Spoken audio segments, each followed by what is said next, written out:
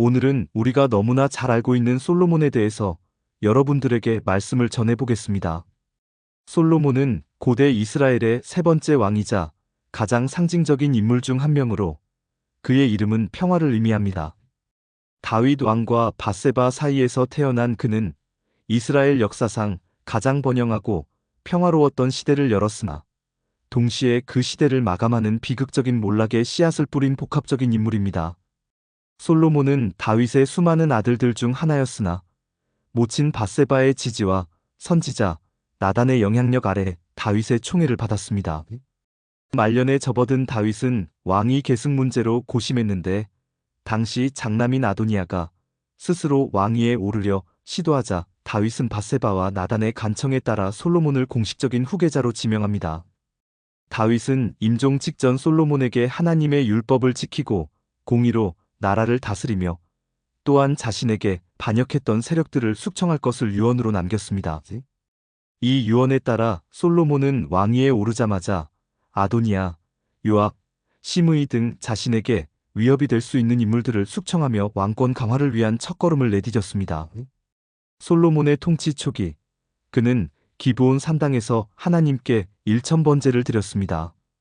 이 기도에 감동하신 하나님은 꿈에 나타나 무엇을 원하느냐 물으셨고 솔로몬은 주의 백성을 재판할 지혜로운 마음을 구했습니다. 부와 명예가 아닌 지혜를 구한 그의 겸손하고 순수한 마음은 하나님을 기쁘게 했고 하나님은 그에게 구하지 않은 부와 영광까지 더해 주셨습니다.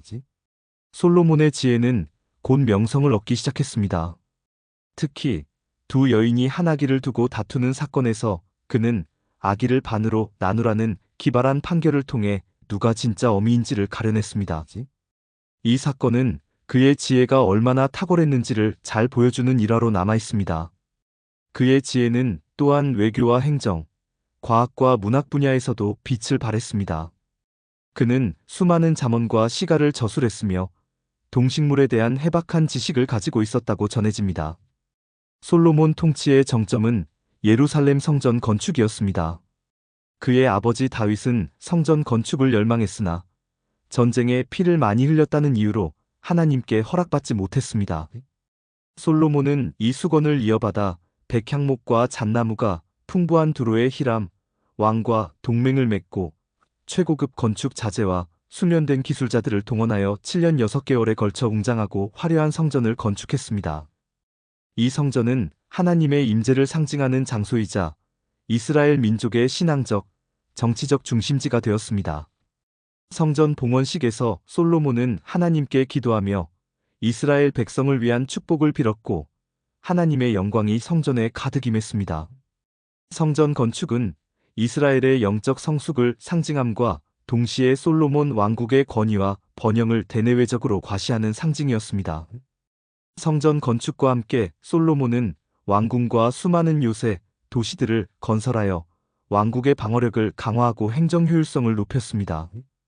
그는 강력한 군대를 양성했으며 특히 병거와 마병의 수는 가히 압도적이었습니다. 또한 국제 무역을 활성화하여 오빌에서 금을 들여오고 애굽과 킬리기아 등지에서 말을 수입하여 중개무역으로 막대한 부를 축적했습니다.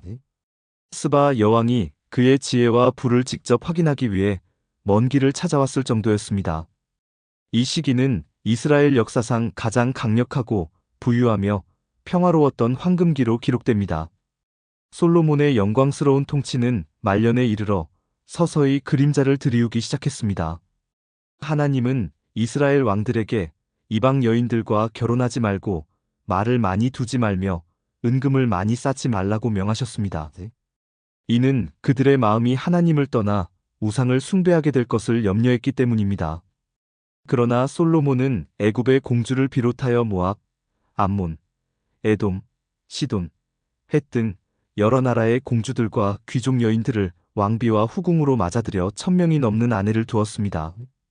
이방 여인들은 저마다 자신들의 신들을 섬겼고 솔로몬은 그들의 마음을 기쁘게 하기 위해 예루살렘 주변 언덕에 밀곰, 그모스, 몰렉 등 이방 신들을 위한 산당들을 지어주었습니다. 심지어 솔로몬 자신도 그들의 우상을 따라 숭배하는 죄를 범하게 됩니다. 이러한 우상 숭배는 하나님의 진노를 샀고, 하나님은 솔로몬에게 그의 통치 기간 중에는 아니지만 그의 아들 때에 가서 왕국을 두 동강 낼 것이라고 경고하셨습니다. 이는 솔로몬이 하나님과의 언약을 깨뜨린 것에 대한 심판이었습니다. 솔로몬의 말년은 이전의 영광과는 대조적으로 어려움을 겪었습니다. 에돔의 하닥과 수리아의 르손 등 대적들이 일어나 이스라엘의 국경을 위협하기 시작했습니다. 또한 내부적으로는 강제 노역과 과도한 세금으로 백성들의 불만이 고조되었습니다. 특히 에브라임 지파 출신의 여로보암은 솔로몬에게 반기를 들 기미를 보였으며 선지자 아히야는 여로보암에게 이스라엘 10지파를 다스릴 것이라는 예언을 전하기도 했습니다. 솔로몬은 한평생 부귀영광을 누리며 살았지만 이러한 부와 명예, 지혜의 끝에서 인생의 헛됨을 깨닫게 됩니다. 그는 쾌락, 지식, 부, 권력 등 인간이 추구할 수 있는 모든 것을 경험했지만 결국 그 모든 것들이 영원하지 않고 만족을 줄 수 없음을 고백합니다. 잠언과 특히 전도서에 담긴 그의 사상은 인간의 노고와 성취가 결국 바람을 잡는 것과 같으며 진정한 의미와 만족은 하나님 안에서만 찾을 수 있다는 깊은 통찰을 보여줍니다.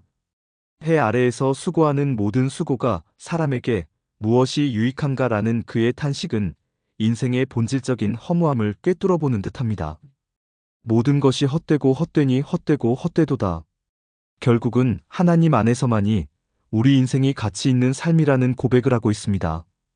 결국 솔로몬은 40년간 이스라엘을 다스리다 죽어 그의 아버지 다윗성에 장사되었습니다.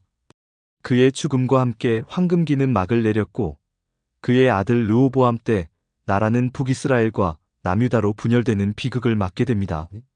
솔로몬의 일생은 지혜와 영광, 그리고 몰락이라는 극명한 대비를 보여줍니다. 그는 하나님께 지혜를 구하여 이스라엘을 역사상 가장 부강한 나라로 만들고 웅장한 성전을 건축하여 하나님의 영광을 드러냈습니다.